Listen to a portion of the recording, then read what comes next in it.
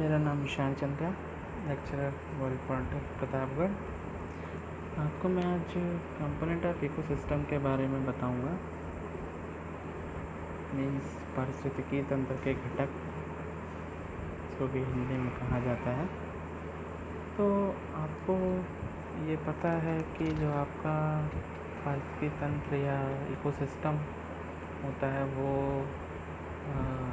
आपके जैविक और अजैविक घटकों से मिलकर के बना होता है, ठीक। और अगर हम इकोसिस्टम या आपके पारिस्थितिकी तंत्र को परिभाषित करें, जैसा कि हमने पहले लेक्चर में आपको, इसके पहले के लेक्चर में आपको बताया था कि जो पारिस्थितिकी तंत्र होता है वो जैविक और अजैविक घटकों का एक सम्मिलित रूप होता है, जिसमें ये दोनों आपस में किस तरीके से एक दूसरे पर निर्भर होते हैं उसके, और इनमें आपस में कैसे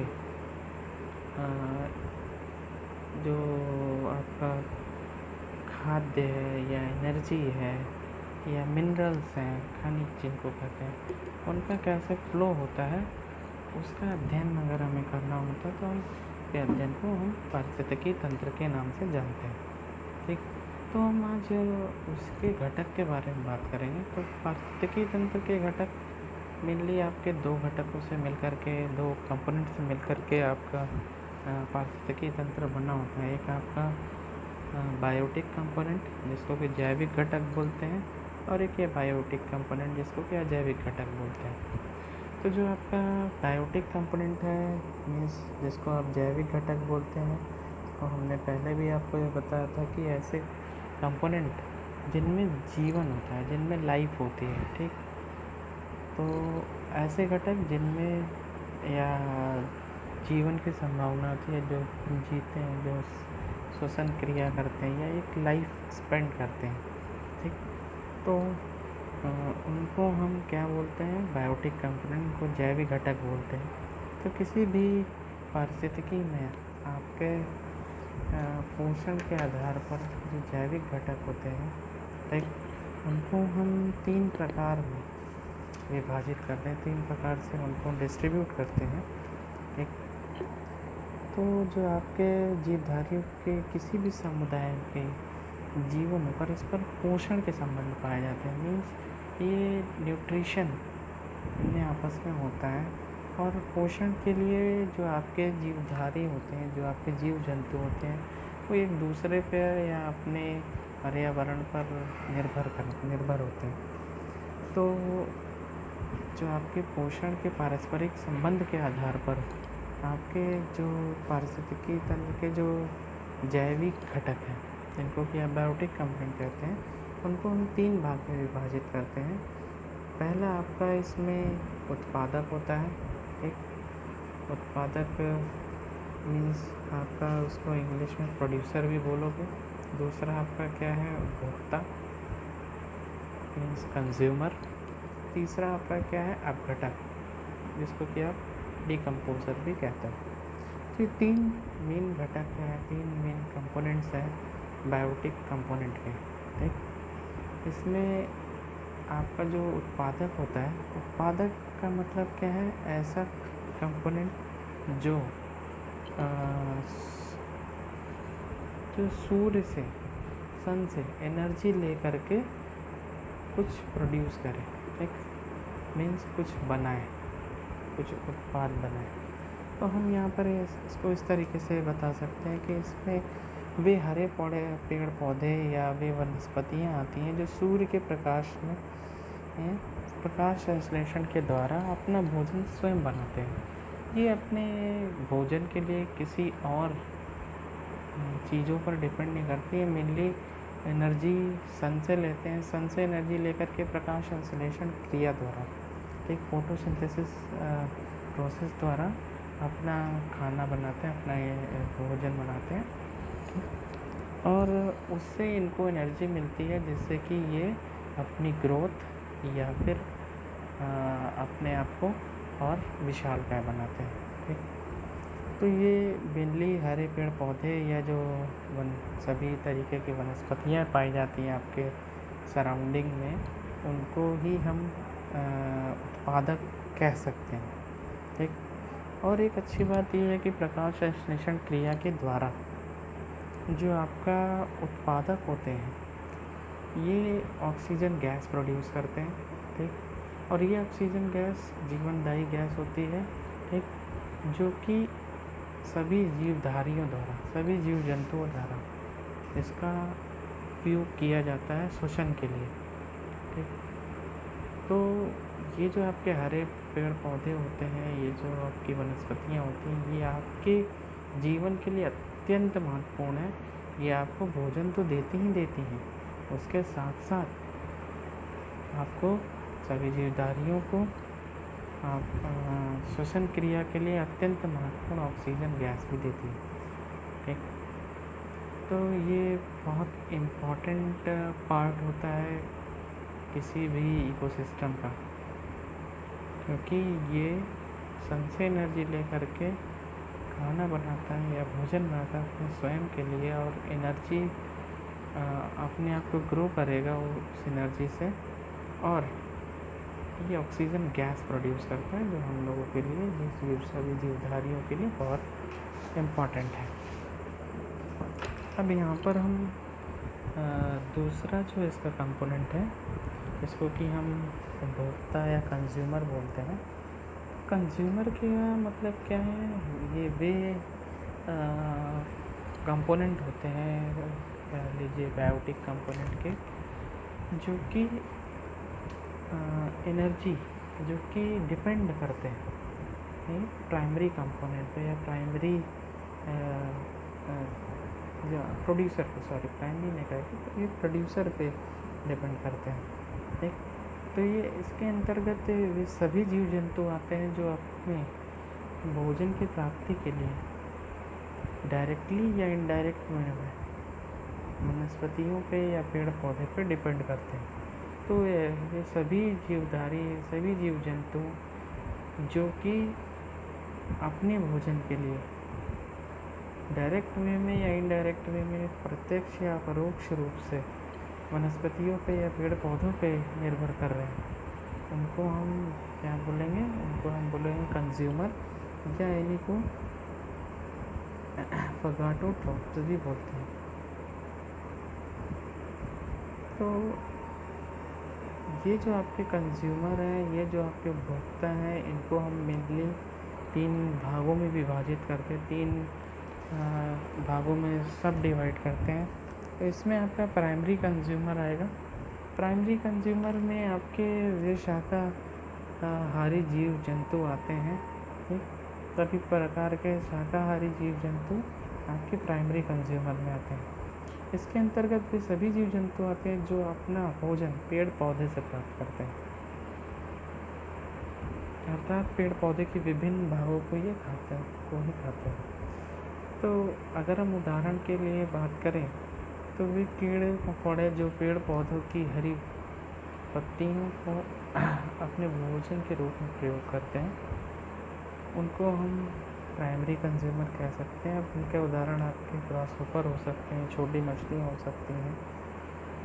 तो इसके अतिरिक्त भी आपके उदाहरण अगर वो कहना चाहें तो जो आपके जीव जैसे कि गाय, जैसे कि बैल, जैसे कि भैंस, जैसे कि बकरी, जैसे कि खरगोश, तितलियाँ, मधुमक्खियाँ, ये सभी अपने भोजन के लिए जो आपके प्रोड्यूसर्स होते हैं इन पर डिपेंड करते हैं। ठीक। और ये शाकाहारी होते हैं। तो शाकाहारी जो जीव हैं उनको हम प्राइमरी उपभोक्ता या प्राथमिक उपभोक्ता या प्राइमरी कंज्यूमर के नाम से भी जानते हैं। अब हमारा दूसरा है सेकेंडरी कंज्यूमर। अगर हम सेकेंडरी कंज्यूमर की बात करें तो सेकेंडरी कंज्यूमर में आपके मांसाहारी या जिनको कार्निवोर्स आप बोलते हैं, सारे मांसाहारी जो जीव होते हैं वो आपके सेकेंडरी कंज्यूमर्स में आते हैं। तो जो शाकाहारी जीव हैं वो आपके पेड़ पौधे खाते हैं, पेड़ पौधे या उनके किसी पार्ट से खाते हैं। लेकिन ये जो मांसाहारी या कार्निवोरस प्राणी हैं या जीव जंतु हैं, ये शाकाहारी जंतुओं को खाते हैं।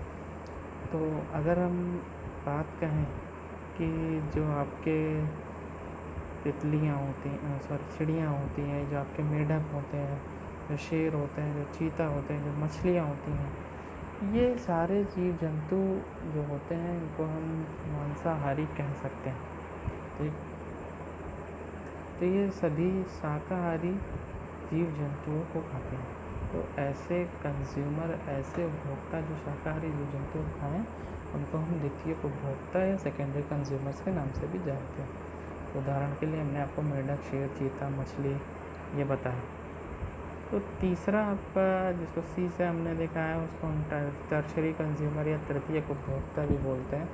तो टर्शरी उपभोक्ता या टर्शरी कंज्यूमर जो होता है, इसके अंदर भी आपके मांसाहारी प्राणी ही आते हैं जो अन्य मांसाहारी प्राणियों को खाते हैं।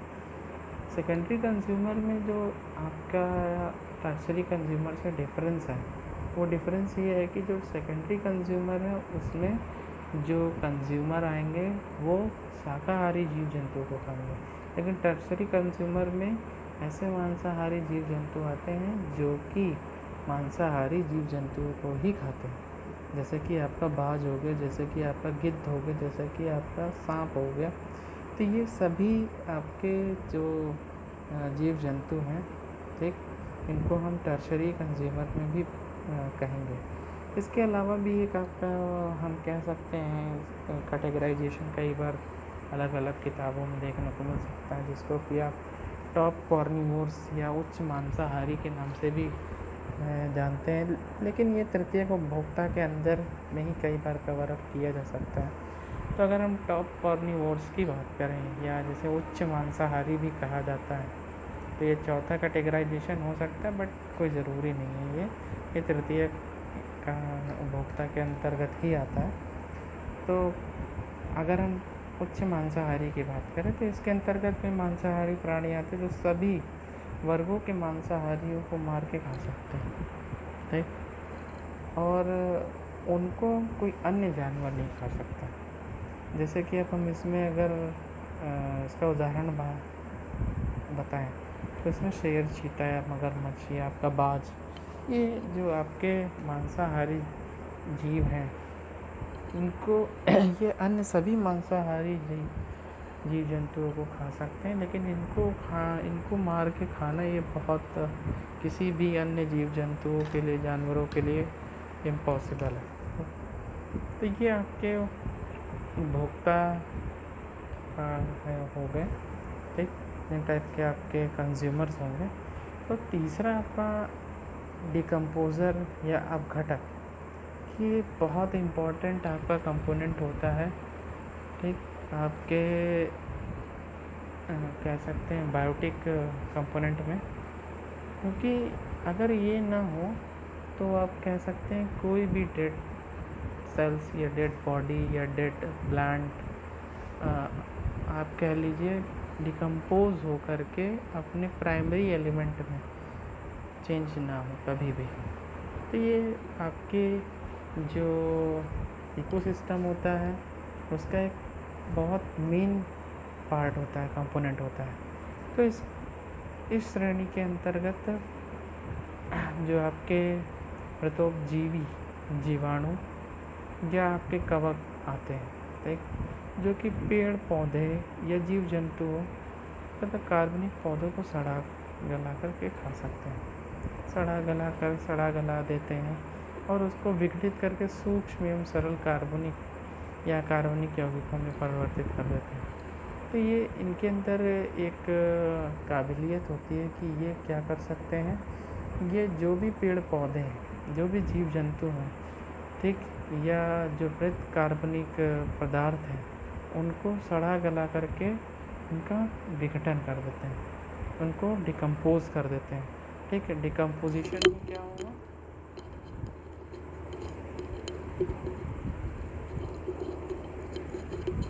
डिकम्पोजिशन, ये डिकम्पोज करके डिकम्पोजिशन में ये क्या करेंगे, जो भी आपके जीव जंतु या पेड़ पौधे या मृत कार्बनिक पदार्थ हैं उनको सरल कार्बनिक या कार्बनिक कंपाउंड में, यौगिकों में, पदार्थों में परिवर्तित कर देते हैं, ठीक, और परिवर्तित कर देते हैं। तो ये जो आपके यौगिक हैं, ये जो आपके पदार्थ हैं, विघटित होने के बाद जो आपके अजीब वातावरण है उसमें चले जाते हैं, ठीक। और इनका प्रयोग फिर से जो पेड़ पौधे होते हैं, ठीक, ये फिर से क्या वनस्पतियाँ होती हैं, फिर से इनका प्रयोग कर सकते हैं, या कह सकते हैं कि यह एक महत्वपूर्ण प्रक्रम होता है। इसके परिणाम स्वरूप जटिल कार्बनिक पदार्थ एक विघटित होकर के आपके ये सरल नाइट्रोजन जिसको कि N2, कार्बन डाइऑक्साइड जिसको कि CO2, फास्फोरस जिसको कि आपकी P से रिप्रेजेंट करते हो, आयरन, मैग्नीशियम, कैल्शियम इत्यादि तत्वों में आराम से इनको इनके द्वारा परिवर्तित किया जा सकता है, ठीक। तो डिकम्पोज़र क्या होते हैं? ये सरल कार्बनिक या कार्बनिक तत्वों में जो भी आपके पेड़ पौधे हैं या जीव जंतु हैं या डेड सेल्स हैं, डेड बॉडीज़ हैं, एक किसी भी जीव जंतु या पेड़ पौधे, एक ये कार्बनिक पदार्थ उनको सरल यौगिकों में कन्वर्ट कर देते हैं, ठीक। और ये तत्व फिर से लाइफ साइकिल में पेड़ पौधे या अन्य जीवों के द्वारा प्रयोग में लाया जा सकता है, ठीक। तो ये कह सकते हैं आपकी पृथ्वी में इनका जो रोल है ये बहुत अत्यंत महत्वपूर्ण है। अगर ये ना होते तो शायद आपकी पृथ्वी मृत पौधों से, मृत जीव जंतुओं से भरी पड़ी होती। इनका होने की वजह से ही जो आपके जो मृत जीव जंतु हैं, मृत पेड़ पौधे हैं, इनको आसानी से विघटित करके हम सरल यौगिकों में कन्वर्ट कर सकते हैं। तो इनको हम डिकम्पोज़र्स बोलेंगे, ठीक। तो ये जो आपके घटक हैं, इन 3 घटकों को मिलाकर के आपके जैविक घटक बनते हैं। मीन्स आपके प्रोड्यूसर, आपके कंज्यूमर, आपके डिकम्पोज़र, ये आपके जैविक घटक हैं, इनमें लाइफ होती है, इसलिए इनको जैविक घटक बोलेंगे। इसके बाद हम बात करते हैं अजैविक घटकों की, जिनको कि आप एबायोटिक कंपोनेंट बोलते हैं। मीन्स ऐसे एबायोटिक, ऐसे कंपोनेंट जिनके अंदर लाइफ नहीं होती, ठीक। तो किसी भी पारिस्थितिकी तंत्र में पाए जाने वाले निर्जीव पदार्थ, निर्जीव पदार्थ जो भी होते हैं, निर्जीव कंपोनेंट जो भी होते हैं, उनको हम अजैविक घटक बोलते हैं। और इन अजैविक घटकों को हम 3 भागों में बांट सकते हैं। पहला आपका कार्बनिक घटक, जो जिसको इनऑर्गेनिक कंपोनेंट बोलते हैं। ऑर्गेनिक कंपोनेंट जिसको कि आप कार्बनिक घटक बोले। क्लाइमेटिक और फिजिकल कंपोनेंट जिनको कि आप जलवायु या भौतिक घटक कहेंगे। तो अब एक एक करके इन तीनों को हम देख लेते हैं कि ये होते क्या हैं। अकार्बनिक मीन्स आप ये कह सकते हो जिसमें कि कार्बन ना हो, ऐसे घटक, ऐसे कंपोनेंट जो घटक जिनमें कार्बन की उपस्थिति ना हो। तो हम ये कह सकते हैं कि इसके अंतर्गत खनिज, ऐसे आपके मिनरल्स, ऐसे आपके खनिज लवण जो कि इनको कि हम नाइट्रोजन, जो कि है नाइट्रोजन, हाइड्रोजन, कैल्शियम, आपके सल्फ़र, फास्फोरस, मैग्नीशियम, ठीक, या आपके इस तरीके के कंपोनेंट हैं जो कि जीवन के लिए अत्यंत तो महत्वपूर्ण है, ठीक। जीवन के डिफरेंट तरीके के विकास के लिए इन तत्वों का होना सब बहुत इम्पॉर्टेंट है, ठीक। तो इन्हीं कंपोनेंट को, इन्हीं घटकों को, इन्हीं खनिज लवणों को हम क्या कह सकते हैं, इन्हीं मिनरल्स को हम कह सकते हैं आपके इनऑर्गेनिक कंपोनेंट, ठीक। अब यहाँ पर ये सभी हरे पौधों के पोषण तत्व अथवा कच्ची सामग्री हैं जो कि चक्रीय अवस्था में उपस्थित होते हैं, ठीक। मीन्स इनका साइकिलिंग होती है। हम ये कह सकते हैं कि एक साइकिल, एक स्टेज से एक दूसरे स्टेज, ठीक, एक साइकिल की फॉर्म में इनका फ्लो मेंटेन होता है। तो जैसे कि आपकी नाइट्रोजन साइकिल मीन्स जो आपका N2 है, वो पेड़ पौधों से किसी जीव जंतुओं से कहाँ किसी दूसरे जीव जंतुओं में फिर होते हुए फिर पुनः से आपके उस पेड़ पौधे में फिर से पहुंच जाता है। तो ये कह सकते हैं एक साइक्लिक फॉर्म में ये अपने आप को मेंटेन करते हैं, एक साइकिल बनाते हैं, ठीक। और इसका हम ये कह सकते हैं जो सब सर्वप्रथम प्रयोग है वो हरे पेड़ पौधों द्वारा ही किया जाता है, ठीक। और इन पेड़ पौधों से ही ये मिनरल्स जो हैं दूसरे उपभोक्ताओं में पहुंचते हैं, ठीक। अब जो दूसरा कंपोनेंट है उसको हम ऑर्गेनिक कंपोनेंट बोलेंगे, जिसको कि कार्बनिक घटक बोलेंगे। इसमें मृत पौधों और जीव जंतु से उत्पन्न प्रोटीन या शर्करा या लिपिड जैसे कार्बनिक पदार्थ तथा इनके डिकम्पोजिशन से, इनके अपघटन से उत्पन्न जो आपका माध्यमिक अथवा अंतिम उत्पाद, जैसे कि आप यूरिया तथा ह्यूमस कह सकते हो, एक ये शामिल किए जाते हैं। तो यहाँ पर जो आपके मृत पौधे या जीव जंतु से जो भी आपका प्रोटीन या शर्करा, एक शर्करा या जिसको कि आप कह सकते हो ग्लूकोज वो या लिपिड, ठीक, या आप कह सकते हो जो भी आपके कार्बनिक पदार्थ मिलते हैं, ठीक, उनका डिकम्पोजिशन से उत्पन्न जो आपकी अंतिम उत्पाद जिसको कि हम यूरिया या ह्यूमस बोलते हैं, वो आपके कार्बनिक घटक में शामिल किए जाते हैं, ठीक। ये जीवों से अंत में प्राप्त होते हैं, जीवों के अंत से प्राप्त होने मतलब जीव मृत हो जाते हैं, मृत होने के बाद ये प्राप्त होते हैं।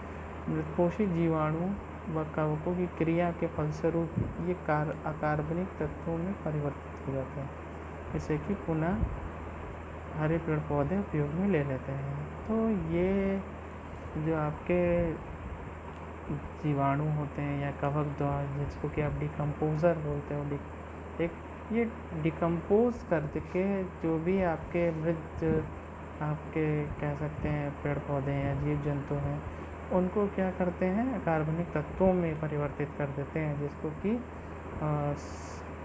फिर से आपके पेड़ पौधे उपयोग में ले सकते हैं, ठीक। तो ये आपके कार्बनिक घटक जिसे ऑर्गेनिक कंपोनेंट बोलेंगे। तो तीसरा आपका जलवायवी अथवा भौतिक घटक, जिसको क्लाइमेटिक या फिज़िकल कंपोनेंट्स बोलेंगे। तो अब यहाँ पर जो ये तीसरा कंपोनेंट है, जिसको कि हम हमारे लिए हमारे इन्वायरमेंट में जो भी कंडीशंस होती हैं उनको इसमें इंक्लूड किया जाता है, जैसे कि आपकी वायु, जैसे कि आपका प्रकाश, जैसे कि आपका जल, जैसे कि आपका तापमान, जैसे कि आपका प्रकाश आर्द्रता, ठीक। तो ये सारे क्या हैं जलवायवी घटक हैं, ठीक। और इसको हम भौतिक घटक भी कह सकते हैं। तो सौर ऊर्जा से मुख्य भौतिक मुख्य जो आपकी सौर ऊर्जा है वो मुख्य भौतिक घटक है। तो हरे पौधों में जो आपका क्लोरोफिल होता है, ठीक, वो सौर ऊर्जा से एनर्जी ले करके, ठीक, सौर एनर्जी ले करके प्रकाश संश्लेषण क्रिया करता है, ठीक, जिससे कि वो पेड़ पौधे हैं अपना भोजन बनाते हैं। तो ये आपको कह सकते हो कि एक तरीके से केमिकल या एक रासायनिक क्रिया होती है, ठीक, जो कि सूर्य की रोशनी की उपस्थिति में, सूर्य के किरणों की उपस्थिति में ही पॉसिबल है, ठीक। तो ये आपके जलवायवी घटक हैं, ठीक। तो ये तीन आपके कार्बनिक, अकार्बनिक और जलवायवी घटक मिला करके आपके जैविक घटक बनते हैं, ठीक। तो ये सभी आपके दोनों जैविक और जैविक घटक मिलाकर आपका एक इकोसिस्टम तैयार होता है, ठीक। तो अब यहाँ पर हम जो आगे देखेंगे वो है फंक्शन ऑफ इकोसिस्टम, मीन्स पारिस्थितिकी तंत्र के कार्य। पारिस्थितिकी तंत्र में के कार्य से आपको हम तो पहले ही अवगत करा चुके हैं कि इसमें इसका कार्य क्या है। तो पारिस्थितिकी के अंदर आपके एक जैविक और एक अजैविक घटक है, ठीक। और ये जैविक अजैविक घटक किस तरीके से एक दूसरे के ऊपर निर्भर करते हैं, वही इसके कार्य है, ठीक। अगर हम ये कहें कि जैविक घटक है, ठीक, उसका वो अजैविक घटक से किस तरीके से एक दूसरे से संबंधित है, मीन्स अगर वहाँ पर हमारा एनर्जी का फ्लो, ठीक, तो एक फ्लो ऑफ एनर्जी क्या है, हमारे इकोसिस्टम का फंक्शन है। मिनरल्स का फ्लो, तो ये फ्लो ऑफ मिनरल्स वो क्या है, हमारे इकोसिस्टम का कार्य है। ठीक, तो हमारे इकोसिस्टम के कार्य अगर हम बताना चाहें तो मीन्स आपका जो भी एनर्जी का फ्लो है उसको मेंटेन करना, उसकी साइकिलिंग, जो आपके मिनरल्स हैं उसकी साइकिलिंग, ठीक, जो हमारे डिकम्पोजर्स हैं उनके कार्य, ठीक, जो कि बहुत इम्पोर्टेंस रखते हैं किसी भी डेड प्लांट या डेड जीव जंतुओं के अपघटन के लिए। ठीक, तो ये आपका, अगर हम इसको और अलग तरीके से थोड़ा सा डिफाइन करना चाहें या बताना चाहें क्या कार्य, तो पारिस्थितिकी तंत्र में आपके जैविक और जैविक घटक एक दूसरे से संबंधित है। तो हर जो आपके पेड़ पौधे हैं, ठीक, जिनको कि आप उत्पादक के नाम से भी जानते हो, जो आपके मिट्टी होती है उससे मिनरल्स को लेते हैं और अपना भोजन का निर्माण करते हैं सूर्य की एनर्जी के रोशनी में के उपस्थिति में। तो अब यहाँ पर क्या है कि हम ये जो आपका ये प्रक्रिया है उसमें हम पेड़, जो हमारे पेड़ पौधे, उनको हम एक ट्रांसड्यूसर्स के नाम से भी जान सकते हैं, कह सकते हैं। ट्रांसड्यूसर्स मतलब वे ऐसे डिवाइसेस जो कि एक फॉर्म ऑफ एनर्जी को दूसरे फॉर्म ऑफ एनर्जी में कन्वर्ट कर दें। तो हमारे जो पेड़ पौधे हैं, जो हरी पत्तियाँ हैं, वो भी वही कार्य करती हैं। ये क्या करती हैं, सूर्य से रोशनी ले करके केमिकल रिएक्शन के द्वारा हमारी एक एनर्जी को बनाती हैं, ठीक, जिसको कि पेड़ पौधे यूज़ करते हैं। ठीक, तो पर्यावरण तथा जैव समुदायों के मध्य होने वाली क्रमबद्ध रासायनिक क्रियाओं के कारण ही पारिस्थितिकी तंत्र में ऊर्जा का क्रमबद्ध प्रवाह एक दिशा में होता है। तो हमारा जो ऊर्जा का प्रवाह है, जो हमारे खनिज का प्रवाह है, वो क्या है, ये हमारे इकोसिस्टम में जो होता है, जो हमारा पारिस्थितिकी तंत्र है, उसमें जो इनका प्रवाह है वो एक दिशी ही होता है, मीन्स एक दिशा में ही होता है, यूनी डायरेक्शन या वन डायरेक्शन होता है। मीन्स आपके जो उत्पादक है, उत्पादक से हमारे कंपोज़र में एनर्जी का फ्लो हुआ, कंपोज़र से कंज्यूमर में हमारा एनर्जी का फ्लो, और कंज्यूमर से हमारे कहाँ गई एनर्जी, डिकम्पोज़र में। तो ये आपका ये एक डायरेक्शनल फ्लो है एक एनर्जी का। ठीक, इसी तरीके से हमारे खनिज जो है, खनिज की जो साइकिल है, जो हमारे मिनरल्स की साइकिल है, वो भी एक ही डायरेक्शन में आपकी फ्लो अप करती है। ठीक, एक साइकिल में ही वर्क करती है। तो ये ही आपके क्या है, आपके फंक्शन होते हैं इकोसिस्टम के। ठीक, तो आगे अगर हम बात करें कि एनर्जी फ़्लो क्या होती है आपके इकोसिस्टम में। एनर्जी फ़्लो, ठीक, जिसकी पारिस्थितिकी तंत्र में ऊर्जा का प्रवाह, जो कि बहुत ही इम्पॉर्टेंट होता है, ठीक, किसी भी इकोसिस्टम को मेंटेन करने के लिए। तो अगर हम बात करें कि ये जो पारिस्थितिकी तंत्र है, ठीक, इसमें जो ऊर्जा का प्रवाह है, ये हमारे थर्मोडायनेमिक्स पे भी इस ऊर्जा का प्रवाह डिपेंड करता है। तो थर्मोडायनेमिक्स के लॉस के हिसाब से भी हम इनको डिफ़ाइन कर सकते हैं, बता सकते हैं। तो अगर हम कहें कि जो हमारे थर्मोडायनेमिक्स के लॉज़ हैं उनसे हम इसको कोरिलेट करें, तो हम यहाँ पर ये कह सकते हैं कि यहाँ पर देखिए, फर्स्ट आपका क्या है कि ऊर्जा का निर्माण या विनाश नहीं हो सकता। मीन्स जो हमारी एनर्जी है, ना तो ये कह सकती है क्रिएट की जा सकती, ना डिस्ट्रॉय की जा सकती है। ठीक, मीन्स ये हमारी थर्मोडायनेमिक्स का फर्स्ट लॉ है। Means energy neither be created not be destroyed. ठीक, तो एनर्जी हमारी जो भी होती है वो कंजर्व होती है, वो एक फॉर्म से दूसरे फॉर्म में कन्वर्ट की जा सकती है, बस। तो दूसरा यहाँ पे क्या है, ऊर्जा को रूपांतरित किया जा सकता है। तो वही बात मैंने कही, फर्स्ट लॉ से ही आप ये बता सकते हैं एनर्जी को हम एक फॉर्म से दूसरे फॉर्म में कन्वर्ट कर सकते हैं। ठीक, ऊर्जा के रूपांतरण में कुछ ऊर्जा परिवर्तित रूप में तंत्र से परिक्षेपित अवस्थाएं विचलित होती है। मीन्स जब भी आप इसका एक फॉर्म ऑफ एनर्जी से दूसरे फॉर्म ऑफ एनर्जी में कन्वर्जन कर रहे हो, तो कुछ फॉर्म ऑफ एनर्जी जो है वो किसी अदर फॉर्म ऑफ एनर्जी के फॉर्म में कन्वर्ट हो जाएगी, और वो क्या होती है, वो आप यूज़ नहीं कर सकते, वो आपके लिए यूज़लेस हो जाएगी, वो किसी अन्य फॉर्म में यूज़ की जा सकती है।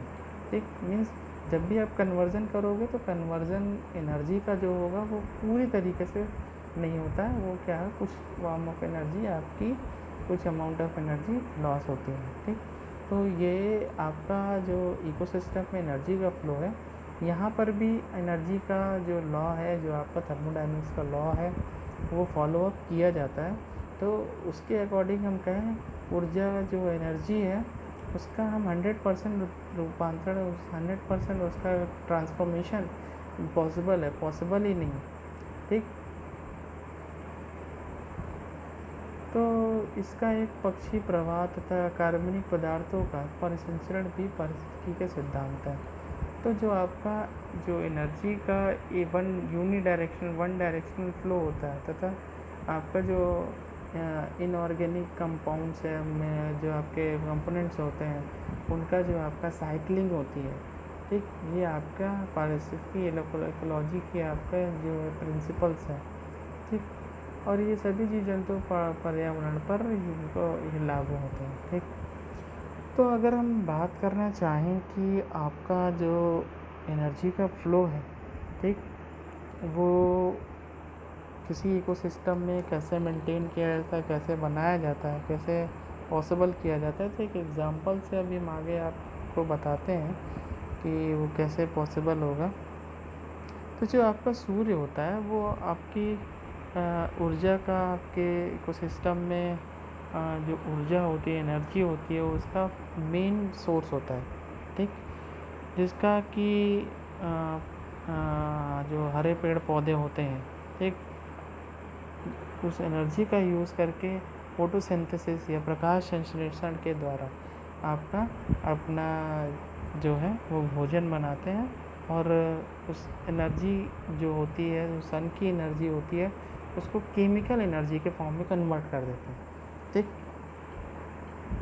तो अब यहाँ पर जो आपके हरे पेड़ पौधे, हरी पत्तियाँ हैं, वो इस तरीके से अपना भोजन को बनाती हैं। ठीक, तो अब यहाँ पर हम ये कहें कि आपकी जो एनर्जी है आपके प्रोड्यूसर्स में, जो ये एनर्जी प्रकाश संश्लेषण द्वारा आ रही है, ठीक, वो जो आपके भोज्य पदार्थ हैं उसमें जो संचित ऊर्जा है उनको हम 3 प्रकार से यहाँ पर प्रभावित किया जा सकता है। पहला क्या है, यहाँ पर प्रकाश संश्लेषण प्रक्रिया के अंतर्गत ऊर्जा की सूर्य ऊर्जा का उपयोग करने से बने कार्बनिक पदार्थ एकत्रित होते हैं। इनका शोषण से ऑक्सीकरण होता है तथा मुक्त ऊर्जा का प्रयोग पौधे स्वयं करते हैं। तो जो भी आपकी फोटोसिंथेसिस क्रिया होगी उससे आपका कार्बनिक पदार्थ बनेगा। ठीक, और जो इसके ऑक्सीडेशन से, इसके ऑक्सीकरण से आपकी एनर्जी रिलीज़ होगी, जो इसका प्रयोग पौधे स्वयं करते हैं।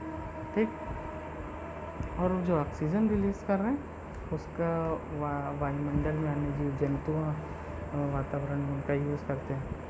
तो यहाँ पर देखिए जो इसका बी पार्ट है वो क्या है, वो ये कहता है ऊर्जा की शेष मात्रा में अलग स्तर से जीव अपने उसका प्रयोग करते हैं। तो जो आपकी शेष मात्रा है आपकी सौर की एनर्जी का, ठीक, वो जो है, जो आपके पेड़ पौधे जो एनर्जी कंटेन करते हैं अपने पास, उसकी जो शेष मात्रा है उसको अगले स्तर पे जीव जो होते हैं उसका प्रयोग करते हैं, उपयोग करते हैं। तीसरा क्या है, उत्पादकों की शाखाएं कभी टूट कर गिर जाती हैं, इससे मिलने वाली एनर्जी उपघटकों द्वारा प्रयोग में लाती हैं।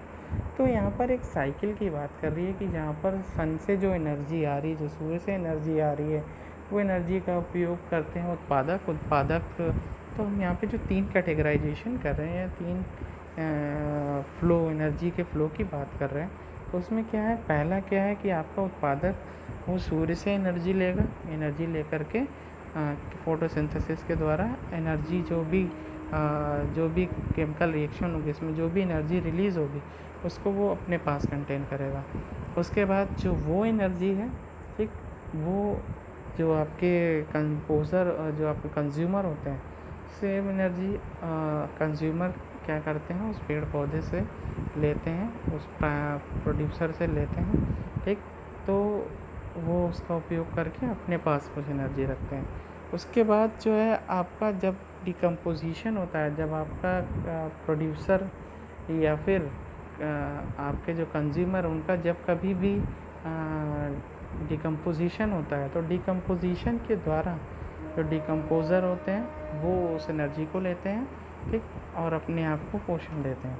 उसके बाद जो आपका डेड सेल्स हैं, डेड बॉडीज़ हैं, डेड प्लांट्स हैं, उनको प्राइमरी कंपोनेंट्स में, प्राइमरी एलिमेंट्स में कन्वर्ट करके फिर से उसका यूज़ हमारे प्रोड्यूसर्स द्वारा यूज़ किया जा सकता है। तो ये एक एनर्जी का फ्लो है, या इसी को अब हम कह सकते हैं कि हमारे एक मिनरल का फ्लो है। तो इस तरीके से हमारा जो इस डायग्राम में, जिसको कि हम 1.6 से दिखा रहे हैं, ठीक, इसके द्वारा हम यहाँ पर बता सकते हैं कि कैसे हमारे इकोसिस्टम में एनर्जी का फ्लो होता है, ठीक। अगर हम आगे बात करें कि तो ये हमारा फिगर 1.6 है, जो बताता है कि आपका जो खनिज या आपका जो मिनरल्स हैं उनका या फिर एनर्जी का फ्लो कैसे इकोसिस्टम में किस प्रकार से होता है, ठीक। तब यहाँ पर एनर्जी फ्लो जो है फूड चेन, ठीक, खाद्य श्रृंखला में ऊर्जा का प्रवाह जो है वो 1.7 फिगर से दिखाया जा रहा है, ठीक। तो ये भी लगभग ऊपर के फिगर के जैसा ही है कि यहाँ पर पौधों द्वारा भोजन को ऊर्जा के रूप में संचित करना, फिर पौधों से क्रमशः विभिन्न ट्रॉपिक लेवल का मतलब हम ये कह सकते हैं कि कई अलग अलग लेवल में हम अपने जो जीव जंतु होते हैं या फिर जितने भी आपके बायोटिक कंपोनेंट्स होते हैं उनको अलग अलग ट्रॉपिक लेवल में या पोषी तत्व में विभाजित करते हैं, ठीक।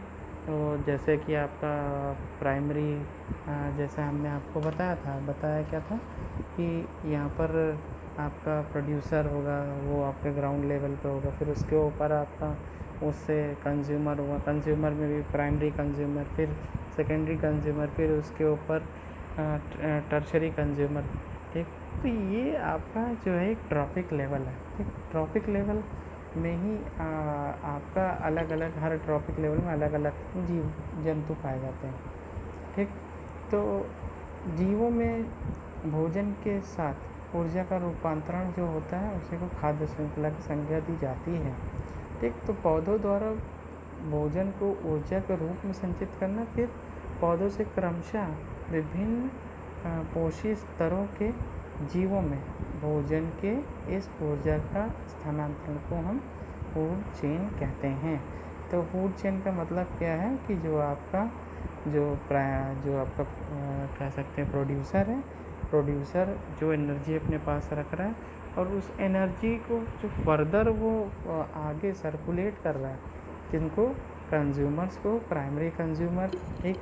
उसके बाद आप कह सकते हो कि यहाँ पर प्राथमिक मांसाहारी जीव, फिर उसके बाद द्वितीय मांसाहारी जीव, ठीक। उसके बाद जो एनर्जी है, ठीक, जब ये दोनों मृत हो जाते हैं, मृत अवशेष हो जाता है किनका, आपके प्राइमरी जो कॉर्निवोर्स हैं या सेकेंडरी कॉर्निवोर्स हैं, ठीक, और जो आपके प्रोड्यूसर हैं, जब ये मृत हो जाते हैं, जब डेड हो जाते हैं, तो इनके पास जो एनर्जी होती है, ठीक, वो उसको डिकम्पोज़र क्या करते हैं, वो यूटिलाइज़ करता है, उनको ले करके वो अपने आप को ग्रो करता है, ठीक।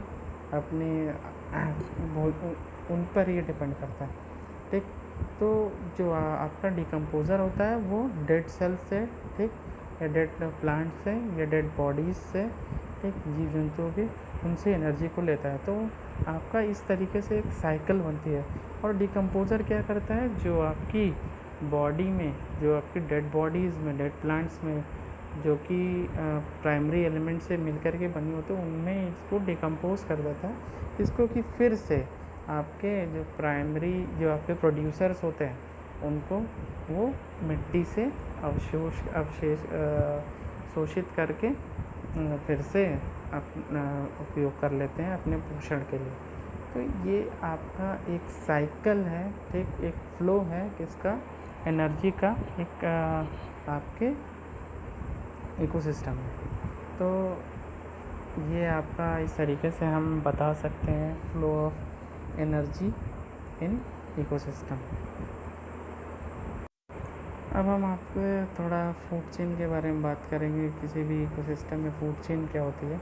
तो फूड चेन की अगर हम बात करेंगे, किसी भी पारिस्थितिकी तंत्र में एक जीव द्वारा दूसरे जीवों को खा जाना या क्रमबद्ध तरीके से उनका उपभोग करना, वो ही हमारा फूड चेन कहलाता है। तो एक जीव को दूसरे जीव द्वारा उपभोग करना या खा लेना, ठीक, यही हमारे फूड चेन कहलाता है। पारिस्थितिकी तंत्र में खाद्य श्रृंखला एक महत्वपूर्ण स्थान होता है। यह आपके पारिस्थितिकी तंत्र में एक अहम भूमिका निभाता है। किसी पारिस्थितिकी तंत्र में खाद्य श्रृंखला विभिन्न प्रकार के जीव जंतुओं का वर्गक्रम है, जिसके अंतर्गत जीवधारियों भोज तथा भक्षक के रूप में एक दूसरे से संबंधित होते हैं तथा इनमें ऊर्जा का प्रवाह एक दिशा में होता रहता है। ठीक, तो किसी भी पारिस्थितिकी तंत्र जो आपका खाद्य श्रृंखला होती है, विभिन्न प्रकार के जीवधारियों का एक क्रम है जिनमें जीवधारियों का भोज्य और भक्षक एक दूसरे से संबंधित होते हैं और उनमें जो एनर्जी है इसका फ्लो यूनिडायरेक्शनल होता है, एक डायरेक्शनल होता है। ठीक, तो पारिस्थितिकी तंत्र में प्राइमरी आपके जो प्रोड्यूसर हैं वो हरे पेड़ पौधे, एक प्रथम द्वितीय तृतीय उपभोक्ता जो आपके हैं कंज्यूमर्स हैं, और आपके डिकम्पोजर्स आते हैं। ठीक, किसी भी पारिस्थितिकी तंत्र में ये आपके कह सकते हैं बायोटिक कंपोनेंट है।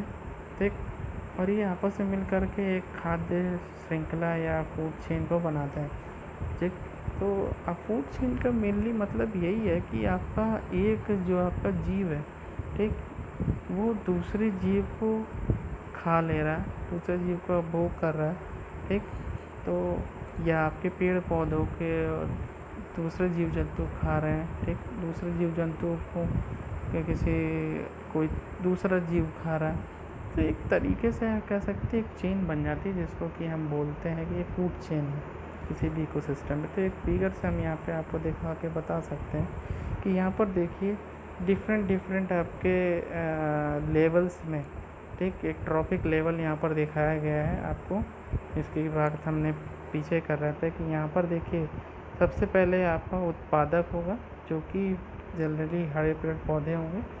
ठीक, इस हरे पेड़ पौधों को प्राइमरी आपके कंज्यूमर्स, जिसको कि हम कह सकते हैं आपके जो शाकाहारी जीव हैं, उनको खाते हैं। ठीक, तो अब उसमें आपके खरगोश, हिरन हो सकता है, चूहा हो सकता है, कीड़े मकोड़े हो सकते हैं, या आपके ग्रॉस होपर्स हो सकते हैं, जिनको कि आप प्राइमरी कंज्यूमर्स बोलोगे। अब इन प्राइमरी कंज्यूमर्स को कौन खाता है? सेकेंडरी कंज्यूमर, जो कि हमारे कार्निवोर्स होते हैं, जो कि मांसाहारी जीव होते हैं। ठीक, अब कार्निवोर्स द्वितीय उपभोक्ता में आपके आते हैं, और इन सेकेंडरी का जो आपके कंज्यूमर्स होते हैं, इनका कौन भक्षण करता है? इनका भक्षण जो आपका टर्शरी कंज्यूमर्स होता है। ठीक, जिसमें कि आपके कह सकते हो कि बाज आता है, चीता आता है, ठीक, या आपके मोर आपके आ रहे हैं, ठीक, उल्लू आपका आता है। तो ये आपके तृतीयक उपभोक्ता हैं। ठीक, तो इस तरीके से आपका डिफरेंट ट्रॉपिक लेवल में आपके डिफरेंट जीव जंतु पाए जाते हैं, जो एक दूसरे को क्या करते हैं? खाते हैं।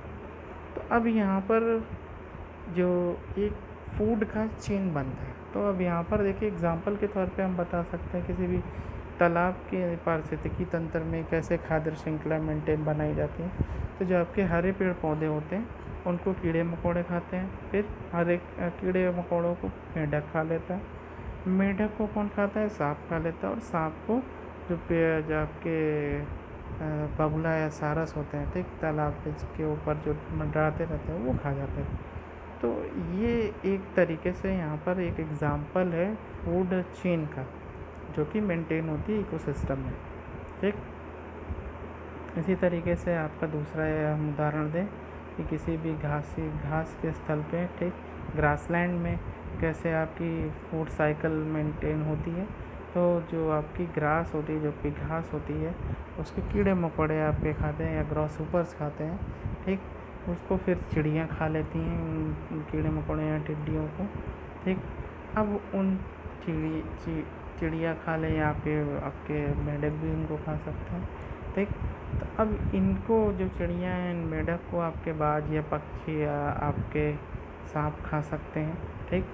अब ये जो आपके सांप है या बाज है, इनको आपका गिद्ध खा सकता है। तो ये एक तरीके का फूड चेन आपका यहाँ पर बना हुआ है, ठीक।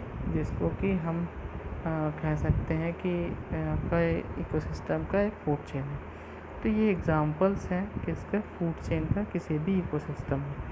तो आज की क्लास को हम यहीं पर रोकते हैं, ठीक। नेक्स्ट लेक्चर में आपको आगे की चीज़ें बताई जाएंगी। मेनली आपका जो अलग और भी जो चैप्टर्स हैं, जैसे कि आपका हम बात आगे हम करेंगे कि आपका पॉल्यूशन क्या चीज़ है, पॉल्यूशन किस तरीके का होता है। तो मेनली हम एयर पॉल्यूशन की बात आगे के लेक्चर्स में करेंगे। Thank you.